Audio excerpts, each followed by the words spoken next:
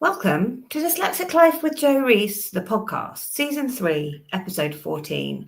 And I decided to do things a little bit differently today and to record the podcast, as in video record the podcast and stream it at the same time. I mean, why not put a little bit more pressure on me? That needs to be on me, is what I would say. But yeah, I thought it's been a long time since I've been live on lots of platforms. So I thought it would be quite good to kind of catch everybody all at the same time. And also, I feel like what I've got to say in this episode is going to resonate with a lot of my audience. So Dyslexic Life with Jo Rees is the podcast that normalises what it is like to live with dyslexia and ADHD in everyday life as a late diagnosed dyslexic ADHD person who's trying to run an independent business. Not trying, I am running an independent business, but also, is a professional and is a parent of children with dyslexia. So the podcast's aim is to kind of really talk about what dyslexia really is and how it really shows up and it impacts every day, to raise awareness and to raise understanding. So real time then. So real time is the first week of September right now, and it has been back to school.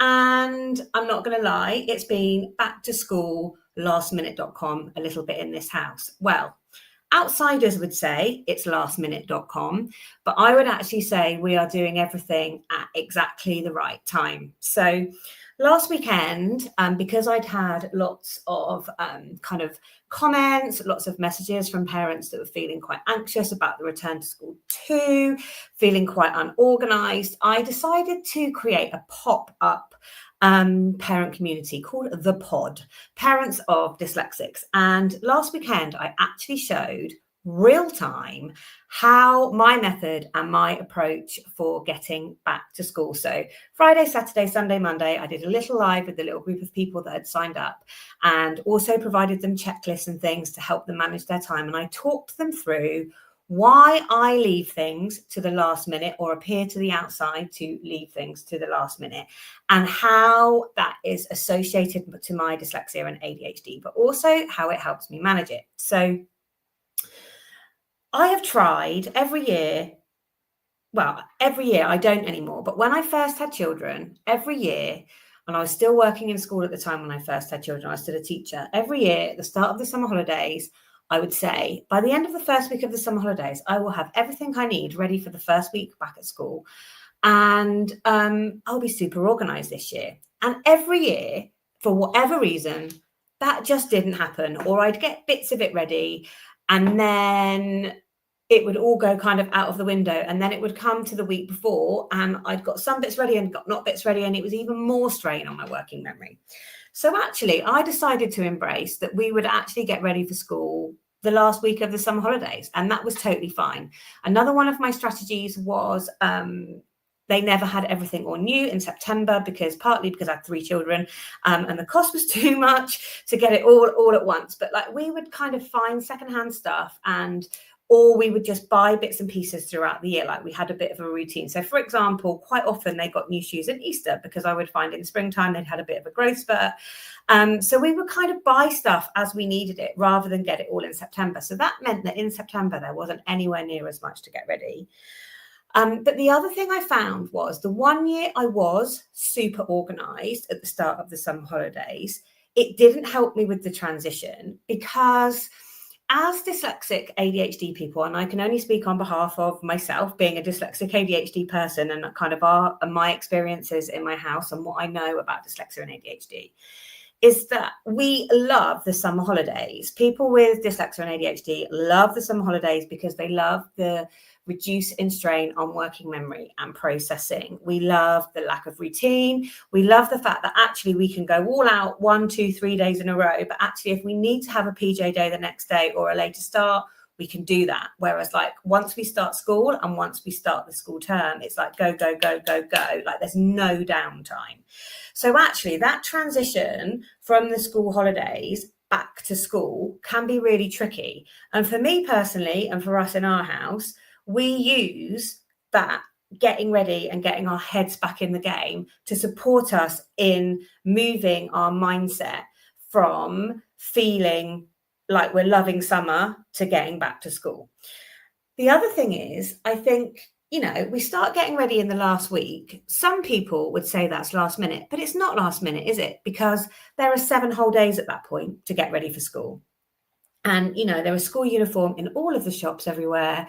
Back to school stuff is literally everywhere. There is loads of time to sort stuff out. There is loads of time to source secondhand stuff. So I created this pop-up community where I shared in real time the things that we were doing in our house to kind of get ready. And if you're interested in that, the pod is still open until the end of September. Reach out to me with a message and I can send you a link. So that's been going on. One child has gone back to school. Hannah has gone into year 11. It's quite a stressful time. And actually, out of my children, she's going to be the most anxious. She is the most anxious. Dyslexia shows up for my children in very different ways. I've also got one heading off to university and one traveling in a couple of months' time. So big changes happening in this house right now.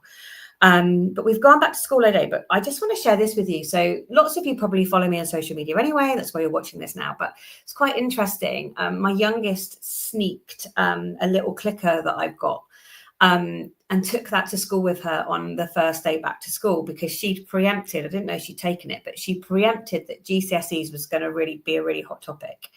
And every time GCSEs was mentioned, she clickered. And when she got home, there was a total of 41 times that it was mentioned, which averaged once every 9 minutes. Now, I'm not criticising the school. I think the school do an amazing job. I don't have a problem. I don't have a problem with the school. I think for me, what that clicker did was it visualises what year 11 children all over the country experience, and that actually the pressure on year 11 to get good grades is huge. And some of that pressure is not even about the individual child. Some of that pressure is about the league tables of schools, but it's also about this cultural kind of society expectation that in order to be successful, you have to get really good grades. And whilst I'm not anti-education at all, I think education is really important. I'm not convinced that everybody needs straight 9s and everything, or that just because you are capable of getting a grade in a particular subject doesn't mean that you necessarily have to push yourself to get that grade. So my job really, I feel this year as a parent of a year 11 child, and having done it twice before, I know the process, we're quite good at it now. Although, as I've just said, it's different for every single child. It's different for every family dynamic and setup. And even within my family, it's been different at different times. But I see my role as a year 11 parent about absorbing as much of that pressure as I can and taking that pressure away from, not taking it away from the kids because they do need to experience it, but actually it's about absorbing some of that pressure and helping manage the anxiety around it and helping manage expectations.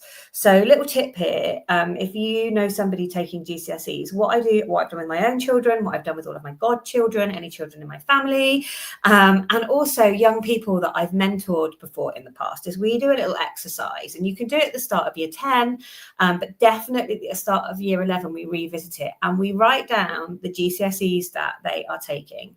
And then next to each GCSE grade, they write down the grade that they visualize. We go into like you're opening your results on GCSE day. And when you're opening those results, what grade for each subject would make your heart happy? This isn't about what would make your parents happy. This isn't about what you think you need to get. This isn't about what your teacher says you're capable of getting. This is about what grade for that particular subject would you be happy with getting? And by doing that exercise quite early on, you can do it as a parent, you can do it as a teacher with children. By doing that really early on, that helps you align. So it helps you know where your child's expectations are, so you can have a conversation and you can help manage those. it also gives the young person autonomy, because they're not in control of the fact that they have to take the GCSEs. They're not in control of the fact that they have to go to school every single day. But they can be a little bit in control of those grades and what makes them happy or not, and what looks like success for them. And that's a really positive thing. But also, as a parent, and if you're a teacher doing it with a child, it can help you manage those expectations and have conversations and know actually where you need to be prioritizing kind of effort and stuff. The other thing we do is we prioritize GCs in priority order, and we put them into 3 columns. So we have the ones we need to have for the next step. We have the ones that we'd quite like to have because they're important to us, because we really enjoy them. And then the 3rd column on the end is GCSEs that don't really matter. We have to take 9 or 10 or whatever it is GCSEs, but these are the ones that actually we're not really bothered about. We've just got to take. That doesn't necessarily mean that we check out of those subjects, but actually at the times when we're feeling really overwhelmed and we don't know where to start or we don't know what to do, it enables us to know where to prioritize. So it's a little bit about GCSEs for you. So in amongst all of this, I think as a parent, particularly, parenting is tough. Any parents on here will know that parenting is tough at the best of times. But I think when you are neurodivergent and you've got something like dyslexia and ADHD going on, or you've got kind of like some sort of illness, or all sorts of reasons, you're managing your own neurodivergence and your own strategies whilst trying to manage everybody else's. And I just want to share something quite funny with you, because actually I had a bit of a run last weekend of I got 3 dates and times completely wrong. So I missed 2 feedback calls for reports. I got the time wrong because I hadn't read the time correctly, and I missed an appointment, or I turned up early for an appointment. I can't remember what it was now. There's a video about it somewhere on social media. And basically that was because A, I was out of routine. B, there was huge strain on my working memory because I was also thinking about getting back to school and I was part of that transition. And C, I'd stopped using all of my strategies. And I think sometimes as dyslexics, we do forget what strategies we're using. And because it was the end of the summer holidays and because routine had been completely out of the window, I think slowly but surely my strategies had really slipped away. So it's interesting that more mistakes happen around those times. Now, the reason why I'm sharing this with you is it's not okay that I missed those appointments, and I did have to apologize. I did have to own that. But my clients are usually pretty understanding because they're neurodivergent as well, and they know that it isn't intentional. But the other reason is before my diagnosis, when that type of thing happened, it would massively chip away at my confidence and self-esteem. It would make me retreat. It would make me feel like I would want to be really, really small, not want to be visible. I would begin to use self-negating language like, you're so stupid, you've looked at the time and you haven't even read it right. Like, because I didn't understand that that was associated to my neurodivergence. And actually around times when there's lack of routine, it shows up a lot more because I'm not using my strategies anywhere near as much. It enables me to cope with it much more positively. And in a way that, I know I need to put my strategies back into place. I also know that I need to be kind to myself, because actually it's the lack of routine and the additional strain on my working memory that is kind of making these mistakes more likely to happen. So that really helped. But one of the strategies that I've had for a really long time now is I acknowledge that as a dyslexic ADHD person, at different times in my life, I'm going to need support. So whether that has been counselling support, whether that has been therapy to unpick kind of stuff that has happened from my past as a late diagnosed dyslexic, we often have stuff that we have to unpick. Or whether that is through coaching and mentoring to just help keep me accountable and help kind of unmuddle my head. And I actually had my coaching session on Wednesday night because, like I say, I kind of really needed it. I really needed it, and it was quite good timing. And I was going to postpone it until next week. And actually, I thought, you know what? We do actually really need it this week because I need to get this back to school head, back to work, organised head show on the road. So my hang on. So I have my own coaching call, and I just want to share this little story with you because it ties into what I was saying a minute ago about how parents have to absorb the pressure of our children, and often how often people see things in isolation. I don't know that I'm going to articulate this very well. How one thing is one thing, but sometimes when things compound, it becomes too much. So I started my mentoring call on Wednesday. So Darren Clark is my mentor, and he said, "How are you, Jo? How are things?" And I sat down and I went, "I just don't really feel like I've got very much clarity." I said, like, I've got ducks. I've for sure got ducks, but my ducks are not in a row. I went, in fact, my ducks are chaotic. However, I do know where my ducks are. And we were laughing at that little analogy. And actually, I used that at the end of one of my keynote speeches, one about managing successfully dyslexia strategy. And I've talked a lot about how actually just because your ducks are in a neat, tidy row doesn't necessarily mean that you've got your shit together. But also sometimes as a dyslexic ADHD person, we can excel so much energy keeping them in a row that we miss the beauty and the brilliance that's going on inside the chaos. So I was like, it's not that I'm not organized, because I know everything that I need to do, but I just can't quite get to what I need to do because it's feeling just a tiny bit too chaotic. And what he was able to help me do in that call is he was helping me to give me a bit of clarity on what my priorities need to be in this next really super busy week. So, like I said, I've just had one go back to school. We've got a really busy weekend this weekend with people staying and kind of odd things happening. And I've got another child heading off to university on Tuesday. So there's obviously lots to get ready for that. So it's accepting and understanding that actually, if I'm super, super, super organized all the time, the flip side is I think there's kind of like a happy medium to be met somewhere in between, because the flip side is when I'm working so hard to line the ducks up, then I'm not being authentic or true to who I am. And I'm excelling so much so much effort on masking and compensating. I've got no energy left to actually do the do, if you like. So it's understanding that just because you're chaotic and disorganized doesn't mean that you're not brilliant, and doesn't mean that you can't add value and that you haven't got things to share, for sure. So there's the ducks. But I also shared this little anecdote that had happened the day before as to one of the reasons why I was in such a mess. So literally, I'm not joking, like, we've got no routine at the moment. I'm trying to get one ready for university. I'm trying to get one ready for back to school. Like, I'm trying to keep on top of the house. I'm trying to get back to the business. There's a lot happening at the moment.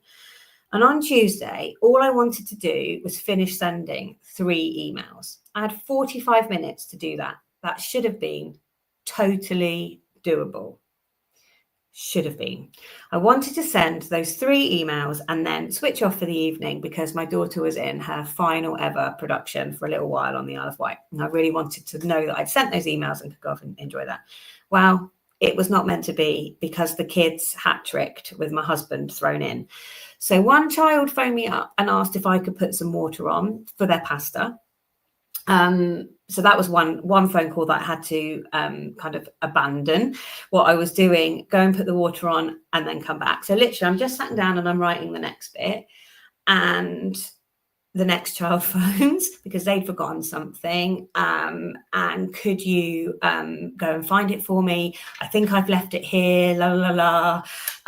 So I went and I found that, and I sorted that out and put that by the front door so that I didn't forget that, because if I don't put things literally where I could fall over them, then I'll end up forgetting them. And then I get back and I start writing again. And you'll know, if you're dyslexic and ADHD, it takes you a minute to get your attention back and to work out kind of where you are. Then the next child phoned, and just phoned for a chat to just see how I was, and to just fill me in with what had just happened. And I was like, yeah, that's really, really lovely. Put the phone down to them, come back, start writing it again. And by this point, I've literally got 10 minutes to send 3 emails. And then my husband phoned just to tell me he was on his way home and he just wanted to chat also. so I never did end up sending those emails. And again, I think sometimes as parents, and I don't know that it is just mums, actually, it's possibly dads as well. It's just possibly different. I don't know. But we have to remember, when we're independent business owners, we're not just running a business. Our business isn't necessarily our priority. We're running a business. We're also trying to manage our own neurodivergence and our own quirks and our own struggles. But we're also trying to support and manage our children's. And sometimes they do hat trick and they want you all at the same time. So again, at that point, I was like, do you know what? I'm just going to leave this, because I'm not in the right frame of mind to do it. There's going to be mistakes in it. It's going to end up not being right. I'm going to end up having to redo it, and I don't want that to happen. So I abandoned it, left it, and actually got up early on Wednesday morning and was able to do them all super quickly with no interruptions. Made sure, because I set my alarm super early and got up before anybody else was up, so it couldn't be interrupted. But I think it's about sometimes being kind to yourself and understanding that actually, that felt really chaotic, and it was chaotic, but that's my life. That's what it's like. And if you're sat waiting for the chaos of dyslexia and ADHD to pass, it isn't ever going to pass. Like, you need to learn to live in it and live amongst it and be as functional as you can within that. That is how you are successful as a dyslexic. So I told you this was going to be full of anecdotes and stories. So where have we got to on here? Business, deal with, rush. I don't know what that means. I've done the hat trick. Oh yeah. So the other thing that's happened this week, so we're full on into conference prep. So we've got the Isle of Wight conference again this year. And I'm just trying to get my head around that. So I've just had a meeting this morning with the two people that I work with, lovely Rosie and lovely Michelle. We've just had a meeting trying to strategize and trying to sort out what is going on with that, which is really, really, really exciting. So we've just been finalizing the timetable and kind of getting our strategy together to start selling more tickets. This time last year, we hadn't sold a single ticket because we didn't actually start advertising it until now. We advertised it and arranged it much earlier this year. And I think we've sold just over a third of the tickets already, maybe actually nearly half.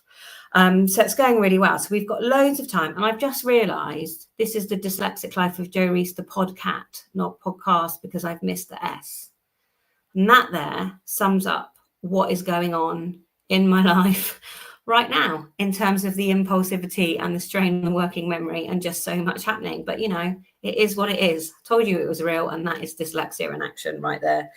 The other thing that I've got coming up is I'm talking at two conferences. So I'm really excited to be talking at Katrina's Positive Dyslexia Conference on the 18th of September in London. So if anybody is coming to that, do give me a high five and let me know, or head over to Katrina's Positive Dyslexia page and go book a ticket if you're nearby, because I'd love to see you. And I'm also speaking at a dyslexia fair, and I would really love to be able to tell you where that was right now, but I can't remember. But that is on the 27th of September, I think, in Dulwich. Dulwich? Is that right? Is that a word? Dulwich in London. So I'm also speaking at that. Both events, I'm speaking from a parent perspective on kind of one. I think, Katrina, I'm talking about parenting successful dyslexics and the strategies I use. And at the Dulwich Fair, Dyslexia Fair, I'm talking more about how, as a parent, we have to, what sort of things can trigger weak mental health and confidence and self-esteem issues with dyslexia, and strategies and things we can do to keep confidence and self-esteem high. Those are the sorts of things that I'm going to be talking about at those conferences, which is really, really exciting. The other thing which is going on right now, which I've been so procrastinating with, is I do have to renew my dyslexia practicing certificate, which I have. That's what I've got to do as soon as I get off of this. I need to stop procrastinating with that. It's the next thing on my list. because I need to get that renewed. And it's interesting. So the lovely Louise Selby has been back to the Isle of Wight this week to deliver more training on Morph Mastery, which is amazing. She truly has been the gift that has kept on giving. So she came and spoke at the Isle of Wight conference last year, and actually several schools have booked her. The local authority booked her to deliver training. And she was back again this weekend. So it was really lovely. I got to catch up with her and go out with dinner. And I can't actually even remember what the point of me sharing that with you was, other than she was back. And what did we have a discussion? Oh yeah, practicing certificate. And she basically said, have you done it yet, Jo? And I was like, no, I'm just procrastinating because it just feels like so much new stuff, because there's a new definition, there's a new report format, I need to get my head around new tests. And she was like, well, the new report format is not imminent, and as long as you do some training on that, that's fine. And actually, this is my 4th renewal, and actually all I need to do is some CPD, and I don't need to submit the report yet. There's plenty of time to get my head around that. So anyway, she helped me get my head around that, and create a bit of a plan, a step-by-step plan, because I was feeling overwhelmed with it. And I now know exactly what I need to do in order to, take the steps to do that. So, that is what has been going on with that. But basically, that really is all I have got left on my list to talk about today. And I've just realized that this is going to be the quite embarrassing bit, live streaming, because if you listen to the podcast, you'll know that at the end of every podcast, I sing my own little outro. So I usually say, if you're new to the podcast, go back and listen to previous episodes. Please feel free to like and share. And then I say, always remember, and I do a little sing, and I actually don't know if I can do this looking at myself. This is going to probably be really cheesy in the video, but anyway, here we go. Are we ready? Don't remember to always look on the dyslexic side of life, because it's great. It's really, really great. And then I say, have a good week, and I will see you next week.